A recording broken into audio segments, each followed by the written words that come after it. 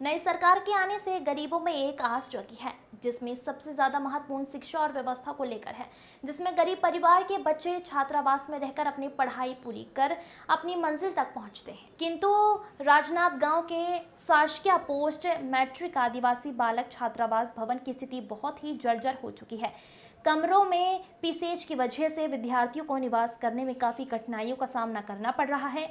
अविभाजित राजनांदगांव जिले के अग्रणी और राज्य के प्रमुख छात्रावासों में से एक शासकीय पोस्ट मैट्रिक आदिवासी बालक छात्रावास भवन महेश नगर राजनांदगांव के भवन की स्थिति बहुत जर्जर होने की वजह से वर्तमान में बहुत जर्जर हो चुकी है। छात्रावास में निवास करने वाले विद्यार्थियों ने बताया कि छात्रावास के कमरों में पानी के रिसाव होने के अलावा भवन का सज्जा भी गिर गया है, जिसके कारण विद्यार्थियों को छात्रावास में निवास करने में बहुत कठिनाई हो रही है। उल्लेखनीय है कि इस छात्रावास भवन का लोकार्पण सन 1982-1983 में किया गया है। छात्रावास का यह भवन 42 वर्ष पुराने होने के कारण वर्तमान में विद्यार्थियों के निवास करने योग्य बिल्कुल भी नहीं है। यह छात्रावास अविभाजित मध्य प्रदेश और छत्तीसगढ़ राज्य का प्रमुख छात्रावास में से एक है। यहाँ के अनेक विद्यार्थी उच्च पदों पर सुशोभित होकर राष्ट्र और समाज की सेवा में अपना योगदान दे रहे हैं।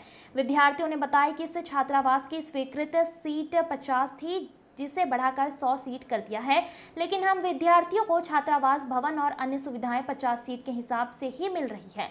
छात्रावास के विद्यार्थियों ने बताया कि वर्तमान में जिला मुख्यालय में स्थित कन्या और बालक छात्रावासों की स्वीकृत सीट 100 को बढ़ाकर न्यूनतम 300 सीट किया जाना अत्यंत आवश्यक है।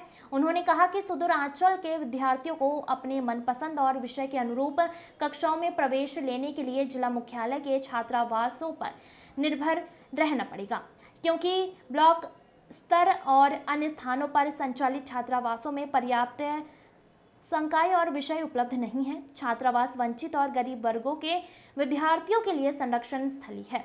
इसके अलावा छात्रावास की व्यवस्था अनुसूचित जाति, अनुसूचित जनजाति, अन्य पिछड़ा वर्ग के विद्यार्थियों के शैक्षणिक और सामाजिक जागृति और उनके व्यक्तित्व और उनके उज्जवल भविष्य के निर्माण का कारगर माध्यम है। बोधन भट्ट की रिपोर्ट।